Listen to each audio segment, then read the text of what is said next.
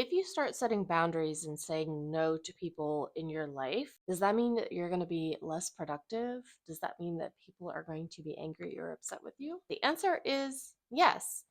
And we're going to talk about why that's not a problem today. I'm Reagan. I'm the numbers witch, and I'm that QuickBooks bitch, and I mentor bookkeepers to find new clients and stop the scroll. Mentorship is actually on a wait list right now, and you can sign up for that wait list for free at the link in my profile. Today, we are going to read another passage from Real Self Care. We're talking about the relationship between anxiety and living by your values. So, I'm going to read this passage that's talking about dialing back, saying no to people, setting boundaries, committing to doing less for other people, and why that actually is going to bring up some anxiety for you. And if we know ahead of time that something is going to bring us anxiety, that causes us to feel that anxiety in that moment, even though the thing has not happened yet. So we work on daily grounding practices inside the Spellbound Books Academy, my mentorship program, so that we can deal with the anxiety that comes up just because we're anxious, just because we're scared, just because we are uncertain about what might happen in the future,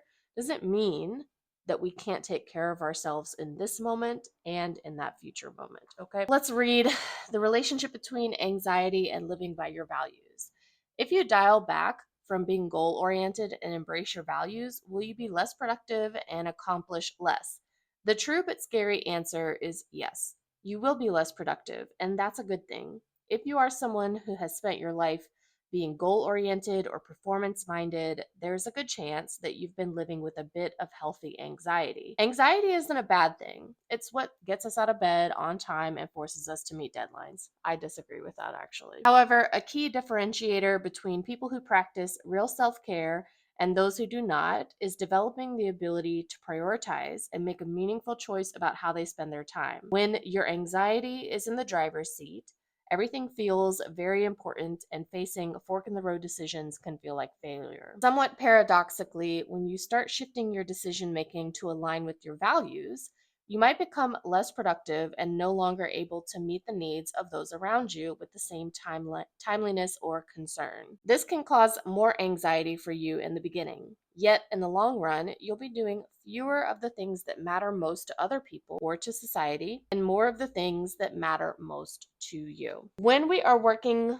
on mentorship, setting boundaries with our bookkeeping clients, or even with our colleagues or employees or people in our life, our family, when we're working on setting boundaries, there's going to be a lot of fear that comes up, especially if you're somebody who identifies as a people pleaser. You know that you often take into consideration what everybody else wants, what everybody else is going to think or feel about something before you consider what you want and what you need and how you're going to think and feel and what your experience is going to be. And we can work on that. That is not a forever curse that you are destined to be operating from. We can work on creating safety within ourselves to know that even if somebody has a thought about what we're doing or not doing, has a thought about what we've chosen not to do, what kind of boundaries we've set, even if somebody else gets frustrated or upset by that, that doesn't mean